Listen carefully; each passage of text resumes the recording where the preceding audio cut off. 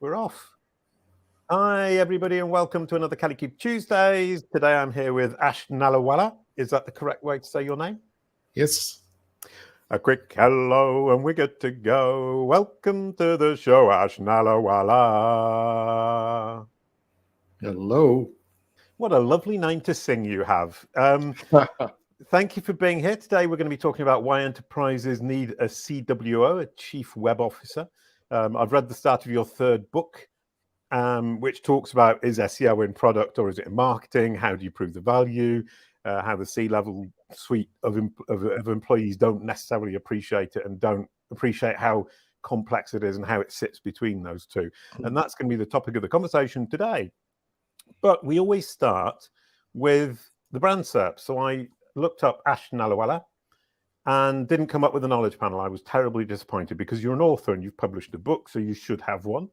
And that was slightly disappointing. And I also saw that your website is on nallawalla.com. And so presumably you have a subdomain for each member of the family. I've got too many websites. That's part of the issue. And Google finds me under my given name, which is Ashok, A-S-H-O-K, Nallawalla. I get a little bit of research and I found you. And there is that problem, is that you use Ash and then you use Ashok, and that's confusing for Google in the sense that it's not sure that it's the same person, even though you've put in the top of the author bio on Amazon.com, Ashok, Nallawalla. So from that perspective, it's actually a problem that a surprising number of people have. We call ourselves one thing as an author, and then we call ourselves something else within our industry, and that becomes a problem because it's terribly ambiguous for Google. And I'm sure you know about that. And you've added to that the problem that you've got way too many websites. Well, the problems, the Australian government, because when I registered a book 30 odd years ago, they require you to register with the National Library with your official name. Right. And so that had to be published. So I'm in Wikipedia and a few other places, not under my own name, but I've been referenced there with my full name. And Google places more importance to that. And the only people who know my Ashok Nallawalla name are my bank, my employer, and the tax office, basically. Everyone else calls me Ash, and I call myself Ash. So yeah. Which is interesting. I hadn't really thought of it from that perspective. And we see here the book's better radio TV reception. You're saying that was 30 years ago, and it was 1985. And it was putting a coat hanger on the top of your radio receptor, yeah? Yeah. That's what we used to do. That was my fourth or fifth book at the time. So fifth book. So at least they picked up that one only because it's in Amazon. So I now have to battle different identities, and the question is, the challenge is, how do I get one of me to be dominate, shown with a complete knowledge panel? Yeah, no, sure, 100%. And you do, I mean, the sources that you're mentioning, Wikipedia, Wikidata, the Australian National Library, Amazon, are dominant knowledge sources for Google. So it does pay much more attention to those. So you do have a huge problem. And you should join, if I may give you some advice, the Knowledge Panel support group on Facebook, because that's the kind of thing we talk about. Oh, right. Okay, brilliant. I hadn't noticed. I do apologize. So we can discuss that in the group. Before we get going, quick announcement. Join me every week on Kalicube Tuesdays. All of these amazing people talking to me about amazing topics that I know very little about and they know lots about. Kalicube Tuesdays is produced in partnership with WordLift, who are absolutely awesome, an artificial intelligence tool that you need to grow your traffic. And today I'm announcing the knowledge panel here. We did a knowledge panel for Jason Hennessey. It looks beautiful. Everything in yellow is his knowledge panel. That's the future of knowledge panels, and I'm looking forward to it. So we've created a knowledge panel checklist. It's free, and it's 17 steps for you to trigger a knowledge panel and to manage your knowledge panel. And in truth, control your brand message on Google. So if you want to find out more, I just mentioned it, join the Kalicube support group, search it on Google, Kalicube support groups. Join us to learn about knowledge panels, and please do download your free copy of the 17-step checklist. So that's all the spring cleaning or whatever it's called, housekeeping that's out of the way. We're now going to talk about why enterprises need a CWO. Now, what would you define a CWO as? You can call it many things. Chief web it's old-fashioned, and Google has made some comments that they don't really like to talk about webmasters anymore because it's far too technical, and today's webmaster is perhaps not a single person. It's a group of people that create the website, look after it. But Chief Web Officer is a nice C title. I can think of others like Chief Web Success Officer, which is perhaps the most accurate way of describing what that person does. I would like to see such a role created. Call it whatever fits within the corporate structure. A smaller company may not have such a title, but the key point is that the accountability for the website is much higher than I've seen it in many companies. I worked in medium to large companies most of my life, mostly listed companies, including NASDAQ listed and Australian Stock Exchange listed. The SEO is far away from the C-suite. Often he or she can't even name people in the C-suite. It's that distant. Yeah, and you were saying that the C-suite often just kind of like check a box and think, right, okay, we've checked the SEO box, we've got an agency on board, put that to one side, that's the budget spent, and the 4,000 euros or whatever it is we're spending a month, that's going to solve all of our web problems. Yeah, and I can talk about similar situations for any other employment category in the company. So could be a mechanical engineer employed by a big engineering company, or it could be your accountant or your tax specialist or HR person. The key difference is that all those other occupations have got well-defined educational and experience requirements. You could pick up a book or go to a website and see who can be a chartered accountant, as you do in the UK, and we have in Australia, or CPA, and we have them in Australia too, in America. They're well-defined. The issue is that an SEO does not have a formal qualification, despite the efforts of a few universities to try and create. I'm not sure if there's a Bachelor of SEO out there, but they've created a kind of university level qualification, but it's not widespread. And almost all SEOs that I've met are accidental SEOs. I went to uni trying to become an accountant, and I went into marketing, and marketing became search marketing, and so there I am. I'm an accidental SEO. Yeah, going through TV and radio reception on the way, apparently. As a hobby, I'm a ham radio operator. You can see a little handheld in the background there. Oh, right, okay. That's not your baby caller. So let's take a step back. I mean, before Chief Web Officer, we're looking at SEO today, and it's halfway between, or sitting between, marketing and product. And you were saying that it's either in one or the other, and it doesn't seem to be standardized. And you're saying not only should it be standardized, but it should be set apart on its own. And when you're talking about Chief Web Officer, do you mean the entire website, or do you just mean the SEO marketing side of it? I mean the entire website, because one of the lines of thinking that I've started thinking about, and I hopefully will be writing it in my third book, which could be next year, is I've identified the real problem. And it was an epiphany on my flight to America, or to Canada 2 months ago. I'm just losing track with COVID, travel and all that. I realized that you could have the best SEO team and the best expert working for you, but the C-suite can let them down by a lack of web governance. And I've identified web governance as many things that come together in a unique manner. If you Google corporate governance, you'll see lots of words, but none of them are likely to mention the website.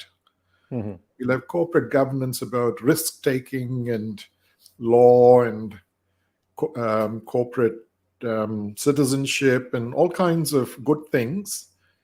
But at the moment, I've not found any corporate governance talking about the website. The fundamental problem is that the website for an online business or a business with a substantial online presence, which could be a bank or it could be a retail company that sells online, a lot of the revenue comes through SEO, the organic search. I've been in companies where 60% was coming in through organic search, and I've been in some other companies where the ratio was different, which was like 30%. And the reason for the difference is how much PPC, which is also known as SEM by some people, pay-per-click advertising gets millions of dollars of budget. Yet they might give you, say, 40% of your online customers. SEO is bringing in 30, but SEO is lucky if they get a budget of $1 million, whereas PPC, you can throw 50 million, you could throw 20 million. At any rate, it's a lot more than the $1 million that the SEO team might get if it's lucky. Yeah, and isn't the problem with that the fact that kind of the C-level suite will say, right, I've put 50 million on the table, I've got this much back. And as long as they're doing that, they don't invest in the SEO. So the SEO never picks up. So the SEO can never pick up the baton from the SEA, which would be the idea. I mean, I would have thought SEA, do some Google advertising, get yourself some business, build your SEO, and it will eventually replace the SEA. Yeah, I've been an experiment. Obviously, it's just theory. Yeah, you need both. I've done practical tests in a couple of companies, and you cannot lose your advertising, even for your brand terms, because the ads are above the fold these days, and you've got to scroll quite a lot to see your number one organic result. So you can't rely on that. Someone else will get that click. If the customer can't be bothered scrolling, they see something and they click an ad, and so you need to advertise. But so you recommend, sorry, just we'll come back to that, but do you recommend having Google Ads on your brand name for every brand or just for large brands? I work largely in major brands, household names. So I'm saying even if it's a household name, spend some money on brand ads. Okay. Yeah. Oh, sorry. Yeah, that was just my question. Because some smaller companies would be saying, "Well, I don't need to," and the answer is, I think you probably don't. You only need to defend that territory if you're likely to be attacked by your correct. Your competitors can use your keyword. Your brand name as their keyword. They cannot mention your brand name in the ad, but they can certainly use it as a keyword, which is why you see other people's ads if you're searching for a brand name company.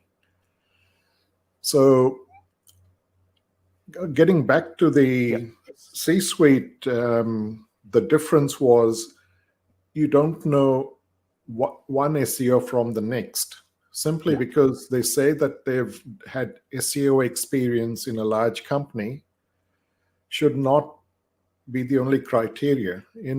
In my first book, which I've released a few months ago, I talk about how to recruit good SEOs and how to identify a good agency from a not so good agency. And it's all about how much care do you take in selecting a good SEO, and then that extends to other SEO positions in a large company. So the SEO manager needs to be selected properly. And ultimately, you have this accountable person that I want to put in the C-suite. And they may not be an SEO. They just need to be a good business person, because I'm talking about a wider range of responsibilities. And quite often, they do not necessarily sit within SEO. And the best example is the technology. You can call it IT, you can call it engineering, whatever your company calls it. But these are the people who run your web servers. And they don't even talk to the SEO, in my experience. Their world revolves around efficiency, security, and they make decisions that could affect the website from an SEO perspective. And the SEO is often the last group of people to realize that. You may get marketing purchasing subdomains for a marketing campaign, and they just go ahead and get some external agency to build a whole website. And you're just wondering, how come SEO was not even asked the question about anything? Sure, we find that a lot is SEO's kind of brought on either at the last minute or as an afterthought or completely ignored. And marketing don't really seem to appreciate that SEO. I mean, for me, SEO is packaging what you're already doing in marketing for Google. And the website is the way for you to communicate with Google, the content that you have. And the SEO kind of sits between that kind of website management, the marketing, and you're also saying the product. So as an SEO, I need to understand the product to be able to present it. So I'd seen an illustration in I think it was a LinkedIn discussion, and someone had put up a diagram describing the steps in the online marketing process. And it starts with a block that says product marketing. Next block is sales enablement. Next is customer marketing. Then this amazing thing called nurture content. I have no idea what they meant there. Followed by thought leadership. And finally by SEO. And I objected to that, and that particular group didn't like my input. They didn't really comment on it at all. But I sat there observing that discussion, and someone changed the diagram to start with discovery, followed by technical requirements, then content requirements, then review wireframes, review content, review design, develop site, SEO, followed by launch. So I thought, okay, at least the SEO came in before the launch, but maybe 5 minutes before they pushed the button. So that's not good. No, I mean, and that approach is thinking if I change the meta title, meta description, everything's going to be fine. Add a couple of alt tags. And I think the idea of SEO needs to be baked in from the beginning is super important, which is why a chief web officer would theoretically be able to bring these people together and say, let's communicate from the get-go. Yeah, and there are many other people in a large company that affect SEO. It could be HR. And I talk about selecting the right people for your SEO team. You might get a HR person who's, I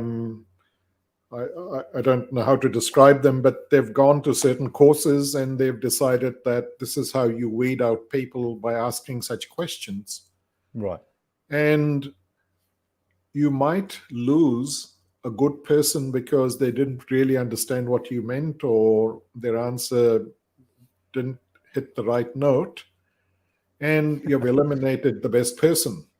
Talking of hitting the right note, we had Joseph S. Khan this week talking about harmony in the SERPs, and he had basically a policy that appeared to be, if you're a musician, you get a job. And he said they ended up with like 90 musicians out of the 150 people working for him. And he was talking about the idea that there is this kind of tendency for musicians to become SEOs or SEOs to have come from a musical background. And I think HR would tend to say, well, you know, that musical background is potentially negative. From an SEO perspective, that's what they would be kind of thinking. Sorry, go ahead. Yeah, you can have legal getting in the way.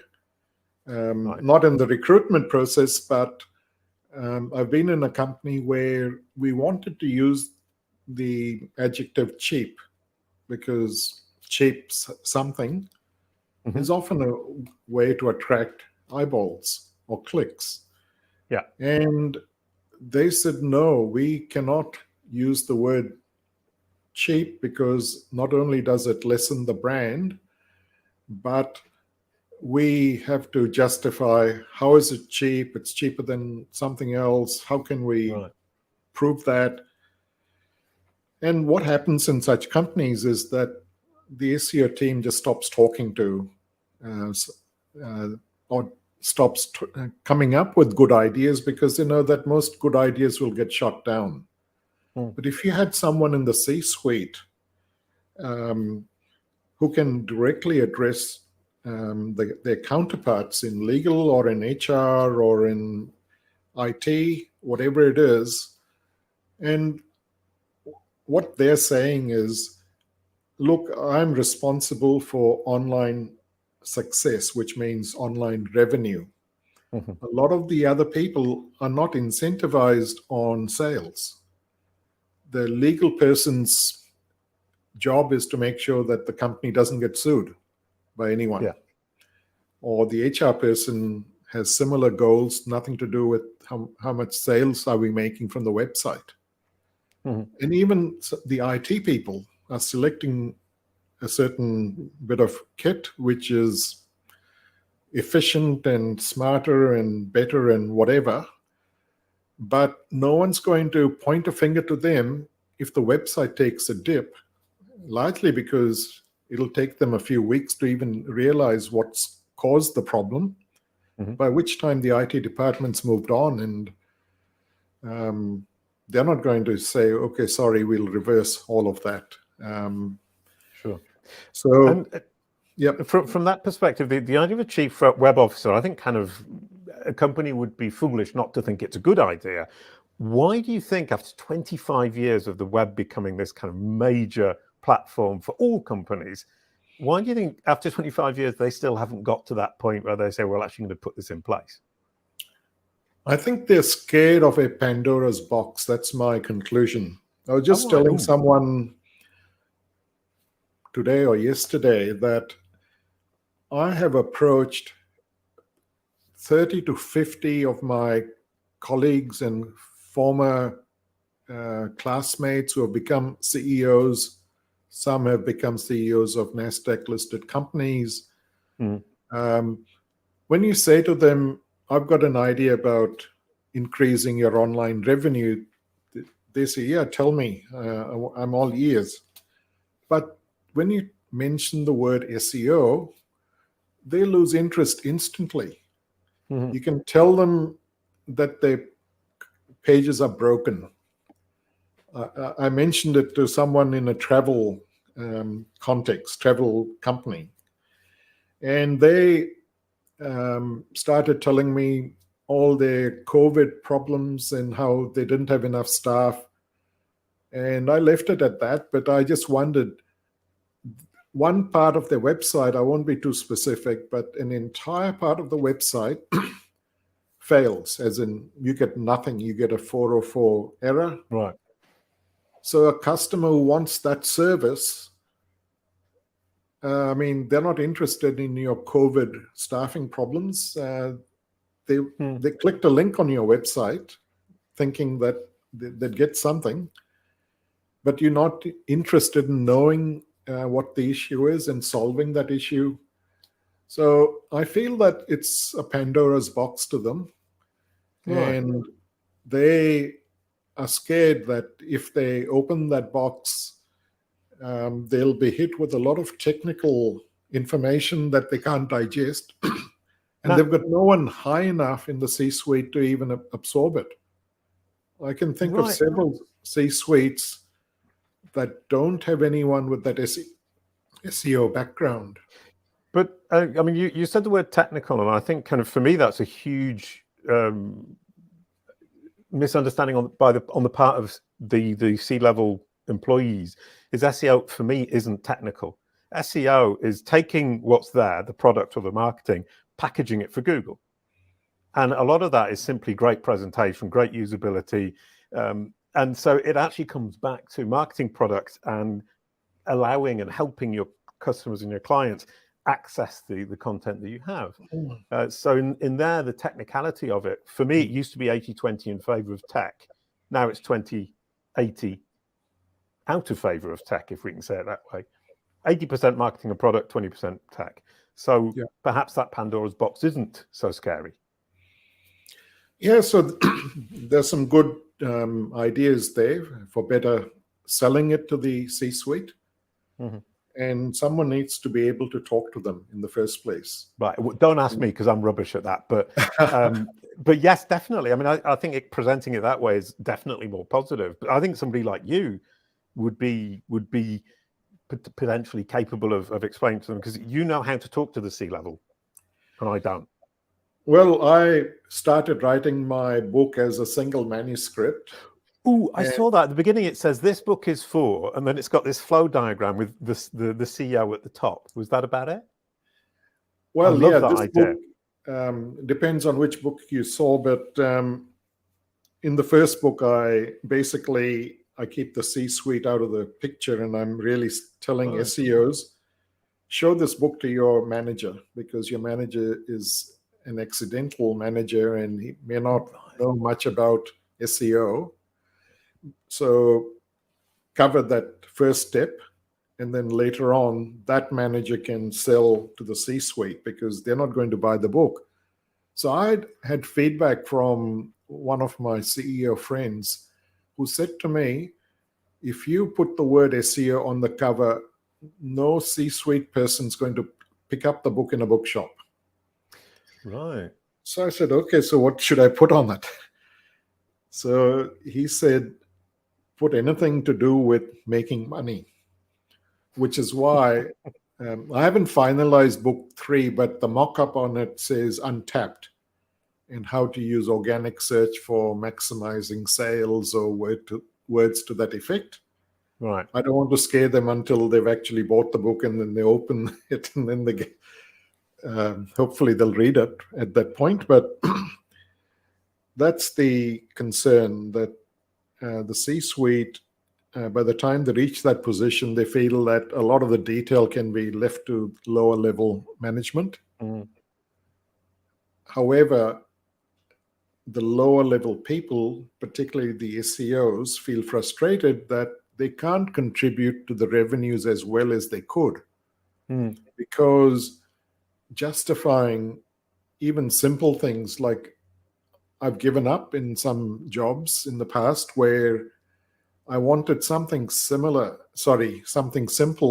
in terms of the purchase of sometimes a one-off purchase, sometimes an annual subscription costing $1,000 or $2,000 at the most. It would be knocked back. Oh, we are using this other tool. Why do you want that? That's a really interesting point. I have a client, and the CEO keeps refusing these tools that cost $60 a month, and he's micromanaging that. But on the other side, paying vast amounts of money for other subscriptions that are in marketing or product or whatever. It's for me, a huge mistake. Is the least you should be doing is tracking your SEO. Yeah. And the chief web officer would solve that problem. And you're on a one-person mission to educate the CEOs of this world that they need a chief web officer, even if it's 25 years too late. Is that correct? Well, that's correct. But what is also pertinent is that I'm towards the end of my working life. I'll be 70 in a couple of weeks. Oh, crumbs. So I'm not doing Congratulations. this. Thanks. From every point of view. I'm not doing this to start a new career or to be rich and famous. I'm doing this because someone needed to write these books. Brilliant. And if a few people can open the books and read them, they're going to improve their companies.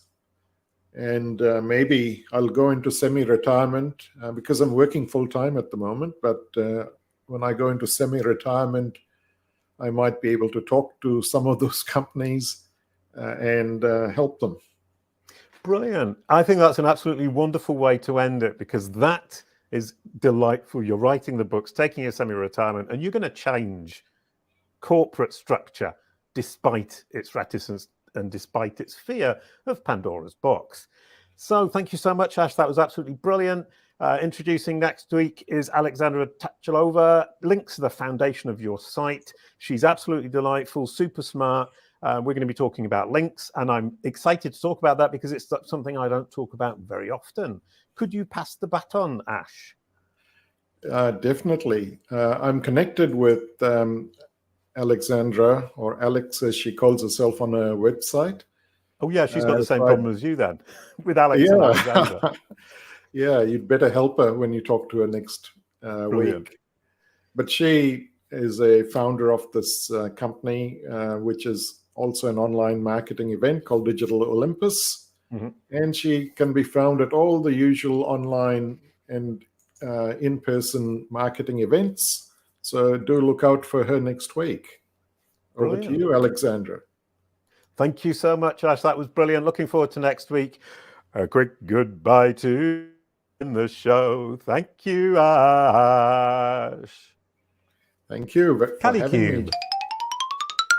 It's all about your brand SERP.